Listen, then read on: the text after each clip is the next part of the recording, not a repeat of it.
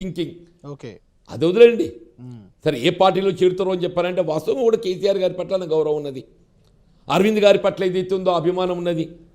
నాకు రెండు కుటుంబాలతోనని చెప్పంటున్నా, కేసీఆర్ గారి కుటుంబంతో డి శ్రీనివాస్ గారి కుటుంబంతో నాకు అనుబంధం ఉన్నది. నిజంగా ఒకప్పుడు 2019లో I wanted Aravind to contest from Congress party.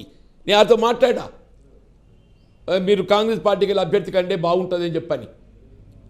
అని అప్పుడు పరిస్థితులు ఏదైతుందో కాంగ్రెస్ గెలుపు అవకాశాలు లేవు అని చెప్పని, మరి ఆయన ideological or whatever it is ఆయన టుక్ ఛాన్స్ ఫ్రమ్ బీజేపీ.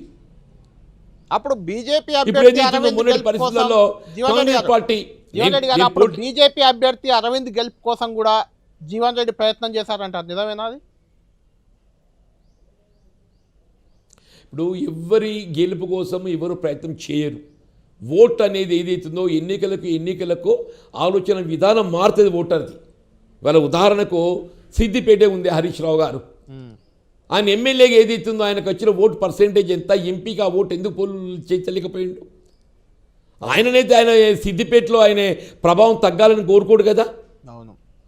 ఇప్పుడు నిజంగానే మీరు అన్నట్టు 2019లో అరవింద్ గారు గెలవాలి, సరే నాకు కవిత గారు గెలవాలని ఉండదు.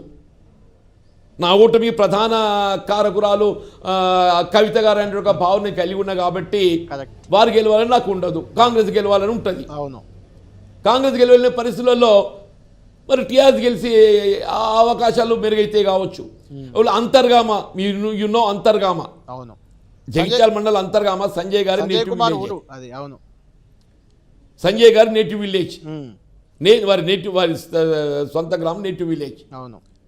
మరి అంతర్గామని అయితే టీఆర్ఎస్ మెజార్టీ రావాలి కదనే, టీఆర్ఎస్ బీఆర్ఎస్ అప్పుడు ఏ పార్టీ ఉందో. అవును. అవును.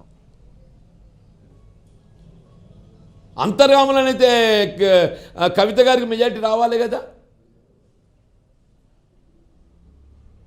మరి ఎందుకు తీసుకురాలేకపోయిండు?